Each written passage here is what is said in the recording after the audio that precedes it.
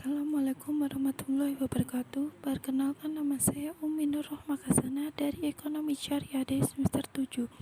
Di sini saya akan menganalisis perlindungan konsumen terhadap jual beli perumahan. Adapun isi penjelasannya yang meliputi 3 hal. Yang pertama, deskripsi kasus. Yang kedua, analisis kasus, dan yang ketiga, solusi atas kasus tersebut. Yang pertama, deskripsi kasus.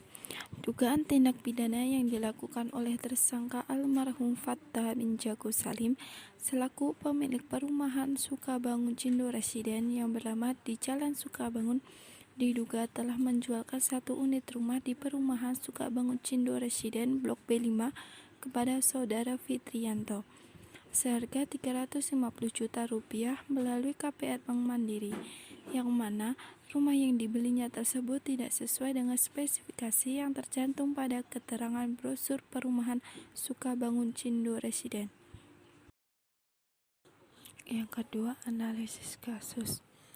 Dalam kasus ini, pelaku usaha yang bernama Fattah bin Jago Salim telah melakukan penipuan sebagaimana yang telah diatur dalam pasal 8-17 Undang-Undang Perlindungan Konsumen yang mengatur perbuatan yang dilarang bagi pelaku usaha, baik pelaku usaha pabrikan, distributor, ataupun periklanan. Larangan-larangan tersebut diantaranya pada pasal 8, yaitu pelaku usaha dilarang memproduksi dan atau memperdagangkan barang yang tidak sesuai dengan janji yang dinyatakan dalam label, etiket, keterangan iklan, ataupun promosi penjualan. Dan pada pasal 9, yaitu pelaku usaha dilarang menawarkan, mempromosikan, mengiklankan suatu barang seolah-olah yang pertama, barang tersebut telah memenuhi dan atau memiliki potongan harga khusus, standar mutu tertentu, gaya ataupun metode tertentu. Yang kedua, barang tersebut dalam keadaan baik atau baru. Dan yang ketiga, menggunakan kata-kata yang berlebihan. Selain itu, pelaku usaha telah menyebabkan kerugian yang sangat besar sekali dan telah membuat ketidaknyamanan bagi pembeli. Dalam pasal 4 Undang-Undang tentang Hak Perlindungan Konsumen diantaranya ayat 1, hak kenyamanan, keamanan dalam mengkonsumsi barang atau jasa. Ayat 2, hak memilih barang atau jasa sesuai dengan nilai tukar, kondisi, serta jaminan barang atau jasa. Dan pada ayat 3, hak informasi benar dan jujur mengenai kondisi atau jaminan barang atas jasa tersebut.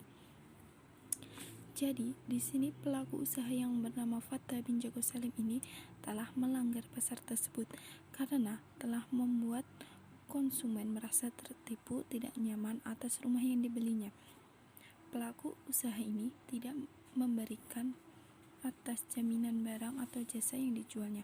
Selain itu, pelaku usaha ini juga tidak memberikan informasi yang jelas dan jujur mengenai kondisi rumah yang dijualnya.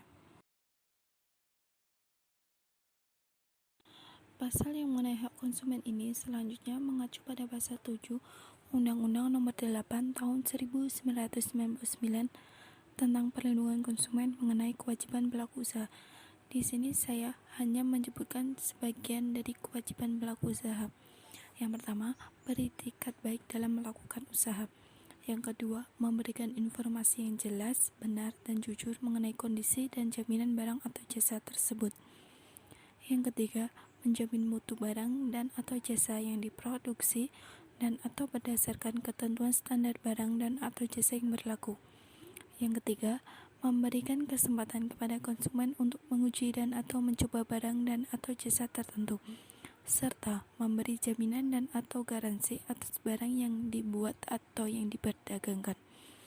Dan yang terakhir itu, memberi kompensasi, ganti rugi dan atau penggantian apabila barang dan atau jasa yang diterima atau dimanfaatkan tidak sesuai dengan perjanjian. Dan yang ketiga atau yang terakhir itu, solusi atas kasus tersebut. Solusi atas tanggung jawab pelaku usaha atas kasus penipuannya ini selanjutnya tertera dalam 2 pasal, pasal 19 dan pasal 20. Yang pertama, pasal 19. Pada ayat 1, pelaku usaha bertanggung jawab memberikan ganti atas kerusakan, pencemaran, dan atau kerugian konsumen. akibat mengkonsumsi barang atau jasa yang dihasilkan atau yang diperdagangkan.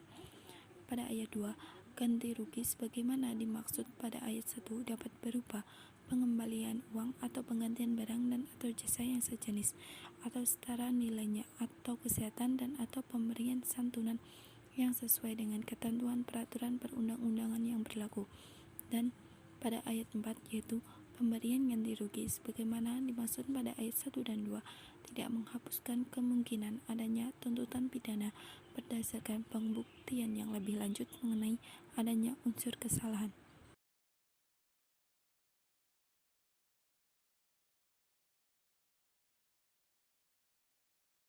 Kemudian pada pasal 20 yaitu pelaku usaha periklanan bertanggung jawab atas iklan yang diproduksi dan segala akibat yang ditimbulkan oleh iklan tersebut. Cukup sekian presentasi dari saya mengenai analisis kasus perlindungan konsumen terhadap jual beli perumahan. Wassalamualaikum warahmatullahi wabarakatuh.